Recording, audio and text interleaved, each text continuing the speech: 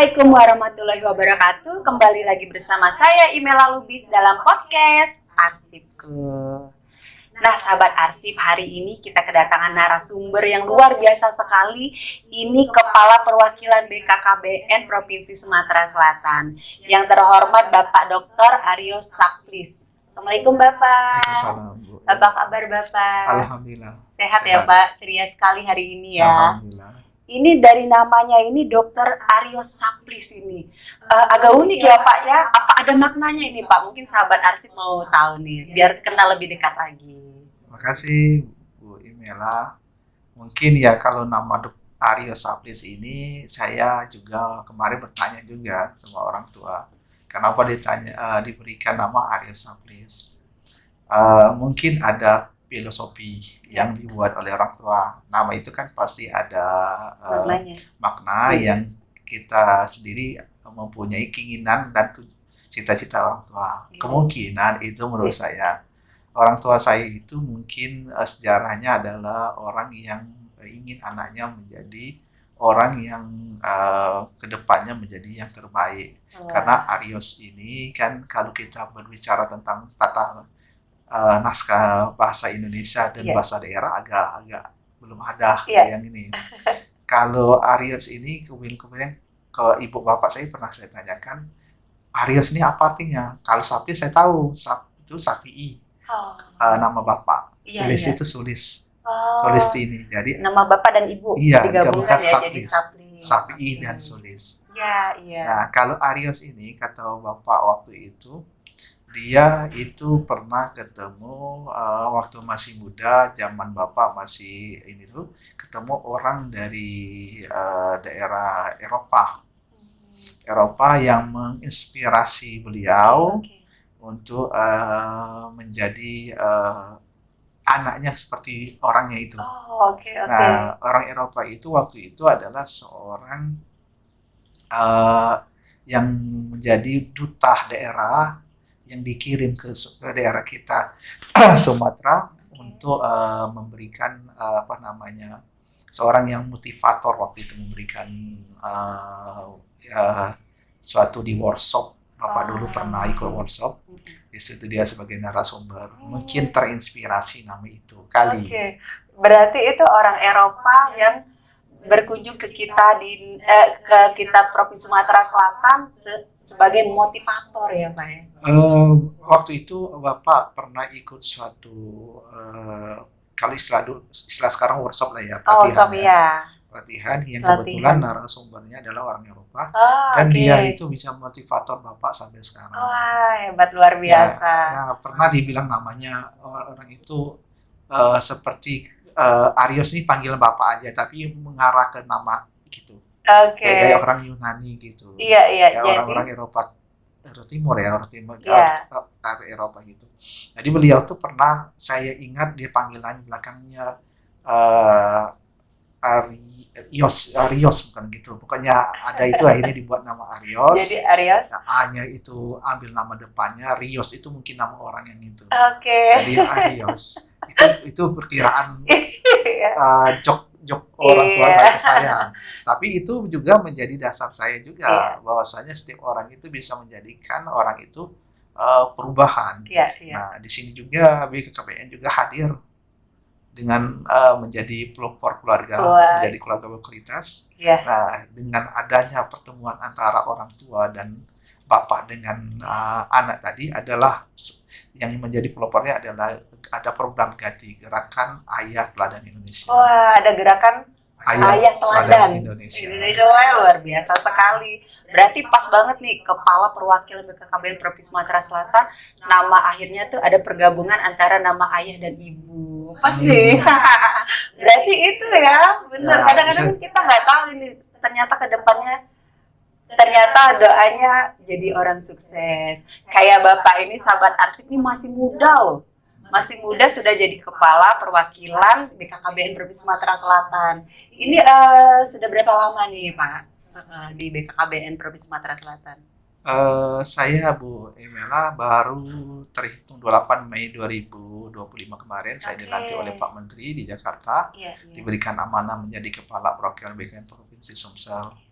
Artinya kalau terhitung dari tanggal 28 sampai sekarang baru kurang lebih 1 bulan. Iya, iya, iya. Tetapi ya di situ kan saya ini bukan berasal dari pegawai vertikal. Saya adalah pegawai daerah. Oke. Nah, kalau riwayat pekerjaan saya, ya orang tua saya ini Bu Emela adalah seorang petani, ayah, ibu-ibu rumah tangga. Oke. Ayah saya memang orang petani yang eh, pada umumnya adalah petani perkebunan. Jadi ya alhamdulillah di situ yang bisa buat saya kuliah kedokteran dan sebagainya. Tetapi yang membuat saya menjadi orang tua ini menjadi salah satu inspirasi Iya, iya. adalah cara mendidik. Iya, iya, iya. Jadi yang perlu sebenarnya kita ambil di zaman sekarang ini kan pendidikan orang tua kan kalah oleh gadget ya. Iya, benar. Banyak gadget yang mendidik Benar, ya. benar. Jadi semua bisa explore di gadget. Di gadget. Padahal orang tua ini merupakan inspirasi untuk anaknya. Dan ini jarang terjadi lagi pada zaman sekarang. Oleh karena itu pada saat saya masuk CPNS tahun 2009, sebenarnya saya nggak mau jadi CPNS loh Mbak. Oh, gitu. Ya, saya dulu kepinginnya setelah tamat kedokteran, saya ingin praktek, Oh, saya oke. ingin kerja di rumah sakit swasta, terus Iya, saya iya. ngambil spesialis. Iya, iya, iya. Keinginannya. Iya, iya, iya. Tapi namanya orang tua mengarahkan, dia bilang, Hmm. untuk apa kalau hanya kamu eh, eh, berguna bukan untuk orang banyak, Banyak. tapi hanya untuk dirimu sendiri. Iya, Loh, aku bilang, kenapa begitu Pak? iya, iya. Bukan kan mengobati orang itu untuk berguna untuk orang lain. Itu hanya berguna dalam satu sisi, tapi tidak berguna pada semua aspek. Oh, Itu kata ayah saya. iya, iya, iya. Kata ayah saya, kalau kamu berguna dari aspek, kamu tunjukkan bahwa kamu itu bisa di dalam ranah sistem. Akhirnya saya berpikir, tepat tahun 2009, saya mengikuti CPNS. Oh, Pertama kali di Provinsi Bengkulu, di Kabupaten Rejang Lebong. Saya diletakkan di situ di Puskesmas Beringin 3, terus menjadi kepala Puskesmas Beringin 3, terus menjadi kepala Puskesmas Kepala Curup, menjadi kepala Puskesmas Curup Timur, kabit keperawatan Rumah Sakit Curup, menjadi terus di OB tahun 2014 saya ditarik oleh PJ Bupati waktu itu untuk menduduki jabatan ke Direktur Rumah Sakit UPID. Nah, Direktur Rumah Sakit UPID ini sampai 2016. 2016 saya ditarik ke MUBA Musi Banyuasin. Di situ saya menjadi kepala tata usaha Rumah Sakit Sekayu. Tahun 2020 19 saya menjadi sekretaris dinas kesehatan sampai 2022. 2022 saya ikut asesmen di Kabupaten Musi Utara menjadi kepala dinas kesehatan. oh, oke, oke. Kepala dinas kesehatan sampai 2023 sampai 2025. Saya kepala dinas Kendali Penduduk Keluarga Berencana dan alhamdulillah 28 Mei 2025 kemarin saya dilantik menjadi kepala perwakilan BKK Provinsi. Wah, ini luar biasa sekali, riwayatnya panjang ya Pak ya. Kalau seharian ini tidak habis-habis ini kita ngebahasnya ya. Berarti dari Bengkulu ya Pak? Ya, saya 2 provinsi, Iya. Provinsi Bengkulu sama Sumsel. Dari Bengkulu terus pindah ke Rupit ya Pak ya tadi Ya, ceritanya Muratara, ya. ya. Oke, terus sempat ke Muba, Muratara lagi. Utara lagi, baru ke provinsi Vertikal. Waduh, ini luar biasa sekali ini, banyak riwayatnya, panjang bener ya Pak ya. Oke, kalau untuk kan kemarin ini kita semua OPD di Provinsi Sumatera Selatan kan mengikuti upacara Harganas, Hari Keluarga Nasional ya Pak ya, di kantor gubernur. Ini kita lihat nih ada Bapak di situ memakai baju adat. Itu sangat ganteng sekali Pak, makanya ada baju warna kuning ya Pak ya, pakai tanjak ya. Nah itu upacara dalam memperingati Harganas ya Pak ya, itu diupacarakan di provinsi ya Pak ya, dengan pembina upacaranya Bapak Sekda kita Provinsi Sumatera Selatan. Ini gimana Pak ceritanya Pak? Hari Keluarga Nasional tahun 2025 ini itu yang ke-32 tahun. Iya. Harganas ini sebenarnya merupakan momentum ya untuk Badan Kependudukan dan Keluarga Berencana dalam hal puncak mencapai gimana Indonesia ini menjadi keluarga yang berkualitas. Sebenarnya Harganas ini merupakan bagi kami bukan hanya hari besarnya BKKBN, tapi ini hari besarnya bangsa Indonesia. Karena ini ditetapkan berdasarkan peraturan Presiden pada tanggal 29 Juni itu diperingati menjadi Hari Keluarga Nasional. Hari Keluarga Nasional ini dimulainya 30 tahun yang lalu. Pada saat itu kami masih Badan Kependudukan Keluarga Berencana. Alhamdulillah pada tahun 2025 ini BKKBN sudah transformasi menjadi Kementerian Kependudukan dan Pembangunan Keluarga. Artinya ada tugas dibebankan kepada kami berdasarkan dari nawacitanya Presiden, ya, nawacita dari visi misinya Presiden pada misi keempat itu mewujudkan pembangunan sumber daya manusia yang mewujudkan sumber daya manusia yang pembangunan sumber daya manusia. Bapak Menteri Pak Wi Haji membuat 5 program strategi nasional ini untuk mewujudkan visi Presiden tadi dengan 5 program unggulan yang disebut dengan Quick Wins. Yang pertama itu gerakan Geting gerakan orang tua asuh cegah stunting. Yang kedua itu Gati, gerakan Ayah Teladan Indonesia. Yang ketiga itu Tamasya, Taman Asuh Sayang Anak. Sidaya lansia berdaya. Dan ada Super APPS itu untuk sesuai dengan eptek zaman sekarang kan, untuk supaya nanti semuanya terintegrasi dalam satu data. Oke.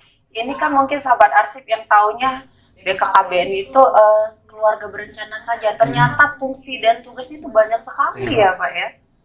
Iya. Oke, kalau untuk ini sejarahnya BKKBN sendiri nih Pak, gimana nih Pak? Sebenarnya tadi kita sebelum sejarah saya kembali lagi Bu Emela, bahwasanya kita kembali lagi tugas fungsi dari BKKBN itu diatur diamanatkan oleh Undang-Undang Nomor 52 Tahun 2009. Ada 3 tugas pokok BKKBN. Pertama kependudukan, keluarga berencana, dan pengembangan keluarga. Nah, yang dulu kami kenal dengan istilah KKBPK. Akhir 2019, KKBPK ini dirubah menjadi Program Bangun Kencana. Nah, program Bangun Kencana ini yang diadopsi sampai sekarang menjadi program ini ditransformasi setelah Kementerian Kependudukan dan Pembangunan Keluarga ini ambil dari Kementerian Kependudukan dan Pembangunan Keluarga. Harapannya program GBKKB ini tidak hanya berdasarkan untuk keluarga berencana, tapi ada kalau keluarga berencana ini sebenarnya kembali lagi ke sejarah tadi. Saya ambil sejarahnya. Sejarahnya ini pada 23 Desember 1957 itu ada suatu organisasi atau himpunan keluarga berencana Indonesia. Dia melakukan pertemuan di gedung Ikatan Dokter Indonesia. Pada saat itu tugasnya cuma ada tiga tugas. Yang pertama itu menjarakkan atau menjarakkan lahiran atau jarak anak lah ya. Yang kedua itu untuk mengobati kemandulan. Nah, yang terakhir adalah sebagai untuk perkawinan, istilahnya tuh untuk kita kalau mau perkawinan tuh melakukan sosialisasi atau advokasi tentang perkawinan. Oke, oke. Jadi dari ini akhirnya terbentuklah satu ikatan, namanya keluarga ikatan keluarga keluarga berencana Indonesia, Iya, iya. yang sekarang masih ada IKB di kabupaten kota, awal dari situ pada tahun 1957. Nah, pada Orde Baru zaman Bapak Presiden Soeharto ini lebih dikenal lagi karena Bapak Presiden melihat bahwasanya untuk meratakan penduduk di Indonesia ini perlu suatu organisasi atau badan, maka dibentuklah Badan Kependudukan dan Keluarga Berencana. Terutama puncaknya itu pada tahun 1970. Ya, oleh Presiden waktu itu dibentuk badan. Nah, pada tahun 2025 ini dia transformasi menjadi Kementerian Kependudukan dan Pembangunan Keluarga. Oh, oke. Itu ya sejarahnya ya, Pak ya. Berarti dari awalnya Ikatan Dokter Indonesia itu ya, Pak ya. Dari pertemuan musyawarah. bukan Ikatan Dokter, pertemuan dari IDI. organisasi Keluarga Berencana Indonesia, oke. tapi difasilitasi di gedung IDI. Oh, gitu. Iya. Karena bagian itu ada dokter juga, bagian gitu. dari organisasi itu ada Dokter dokter. juga, iya. Jadi Kalau untuk di BKKBN sendiri, Pak, itu harus rata-rata dokter atau juga ada yang bukan dokter juga ada masuk di BKKBN juga, Pak? Mungkin kan sahabat arsip masih asing nih mendengarnya nih BKKBN, kurang begitu ini masih asing gitu. Yang taunya BKKBN gitu aja, tapi untuk kerja atau fungsi segala macamnya kan mungkin sahabat arsip belum banyak tahu. Ini rata-rata dokter atau sarjana kesehatan atau gimana, Pak? Apa semua umum masuk juga? ya, untuk menjadi bagian dari pegawai BKKBN Iya. itu tidak semata-mata harus tenaga kesehatan. Iya. Tenaga yang non kesehatan atau umum itu bisa, Pak. Gitu ya. Jadi ya di sini ada juga, karena kenapa namanya tugas dari BKKBN itu kan pada umumnya memberikan promosi, sosialisasi, advokasi. Iya. Gimana kita bisa menjadikan mitra kita ini bisa jadi bidan, bisa mitra kita yang lain, bisa juga untuk untuk starting itu bisa kita dari mitra dari perusahaan. Gimana mereka bisa membuat itu menjadi sosialisasi edukasi tadi bisa diterima di masyarakat. Jadi untuk menjadi pegawai BKKBN tidak hanya sebatas pegawai tenaga kesehatan, baik itu dokter, perawat, atau tenaga bidan, tenaga lainnya.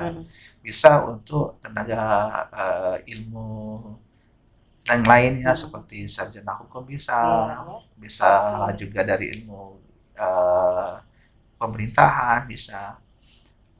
Karena tugas dari BKKBN ini bukan untuk melakukan pemeriksaan atau intervensi kesehatan, tapi dia memberikan gimana merubah pola perilaku.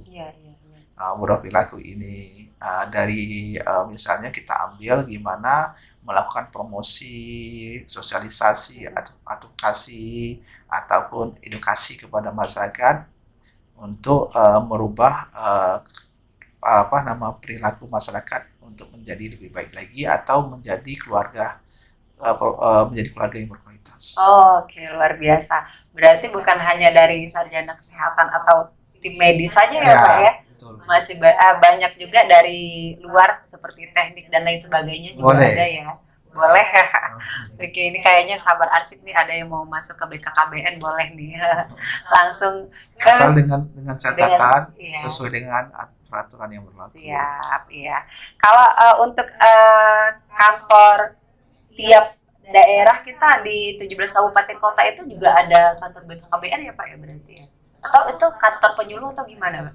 Jadi BKKBN ini dia ada namanya kantor perwakilan, ada namanya balai penyuluh. Balai penyuluh. Kantor perwakilan setiap provinsi itu ditempatkan di ibu kota provinsi. Misalnya Sumatera Selatan di Palembang.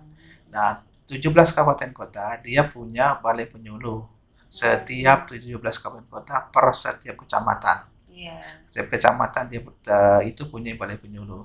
Nah, balai penyuluh inilah yang melaksanakan program-program daripada apa yang ada dari program dari nah, perwakilan ini tugasnya melakukan manipulasi, melakukan pelaksanaan program-program kemudian disampaikan ke bawah, bawakan meneruskannya. Okay. Kalau ada tidak di kabupaten kota atau provinsi untuk ini, ada namanya Dinas Pengendalian Penduduk dan Keluarga Berencana, itu ada di kabupaten kota. Koordinasi program-program secara nasional yang untuk mencapai rencana RPNJ, rencana pembangunan jangka menengah atau renserahnya daerah, mungkin ada capaian, maka ditentulah ada Dinas Pengendalian Penduduk dan Keluarga Berencana di daerah. Berarti tiap daerah kita di Provinsi Sumatera Selatan ada ya Pak ya? Iya, ada. Oke. Ini untuk balik ke sejarah dari BKKBN sendiri Pak, kan kita di Dinas Kearsipan Provinsi Sumatera Selatan ada yang namanya pameran Pak, pameran sejarah-sejarah Sumsel.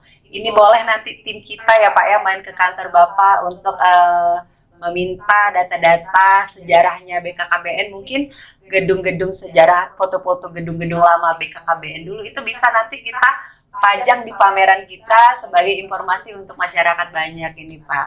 Kemudian bisa juga nih Pak kayak kepala perwakilan BKKBN dari masa ke masa itu juga merupakan arsip sejarah juga Pak.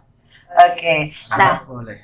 Ya, terima kasih banyak. Dan malahan kita punya kearsipan itu. Jadi silakan nanti kita ini, karena kita bermitra dengan siapapun juga. Mitra kita ini bisa jadi tergantung dari fungsi dan kegunaan masing-masing dari setiap instansi. Iya, siap. Terima kasih banyak nih Pak. Nah, ini Pak untuk closing kita nih, apa nih harapan kedepannya untuk kemajuan BKKBN yang ada kaitan dengan kearsipan nih Pak? Ya. Sebenarnya tadi saya sampaikan, kita mempunyai yang namanya 5 program unggulan yang disebut Co-Queens. 5 program ini sebenarnya kan butuh suatu kearsipan untuk bisa menjaga program ini bisa berjalan. Terutama salah satu ada Super IPPS. Itu kan nanti akan namanya ada kearsipan secara digital. Nah, kearsipan digital inilah mungkin nanti masuk di dalam satu program kami yang kelima, Super IPPS. Mungkin bisa jadi nanti Bu Emela kita bisa kolaborasi untuk program kami ini untuk disebarluaskan ke masyarakat melalui kearsipan dari 5 program tadi, supaya masyarakat mengenal program kami dan mereka bisa. Kita berharap Indonesia di 2045 menjadi Indonesia emas yang sesuai dengan harapan menjadi keluarga yang berkualitas, dan stunting juga kita juga menjadi terdepan di mancanegara bahwasanya kita terendah stunting di Indonesia. Jadi harapannya bisa jadi untuk dinas instansi ini mitra kami yang terbaik. Iya, luar biasa, ini kabar gembira untuk kita Dinas Kearsipan Provinsi Sumatera Selatan nih Pak. Karena kita juga di sini kan ada untuk sosial media kita, ada YouTube kita untuk bisa menyebarkan informasi ke masyarakat luas Pak. Ada YouTube, ada Instagram kita, dan ada TikTok kita juga Pak. Ini luar biasa sekali, terima kasih banyak Bapak. Sama-sama. Iya, ini untuk semboyannya BKKBN katanya ada nih, apa nih Pak? Oh, terima kasih. Kami punya semboyan, bahwasanya ada semboyan yang memang semboyan kami sama-sama bisa Bu. Oke, ya. Gimana Pak? Kalau saya gini, saya sebutkan, saya gini berarti berencana itu keren. Keluarga berencana itu keren. Gini. Ya. Nah, kalau saya ini berarti cegah stunting. Oke. Saya bantu ya. Boleh. Berencana itu keren. Cegah stunting. Ya, luar biasa sekali. Sukses selalu untuk Bapak. Sehat selalu Bapak. Sampai berjumpa lagi Bapak di podcast kita berikutnya ya Pak ya. Nah, sahabat arsip, itu tadi wawancara kita bersama Bapak Perwakilan BKKBN Provinsi Sumatera Selatan. Sampai berjumpa lagi di podcast-podcast kita berikutnya, dan saya akhiri dengan wabillahi taufiq wal hidayah. Wassalamualaikum warahmatullahi wabarakatuh. Salam podcast arsipku. Terima kasih banyak.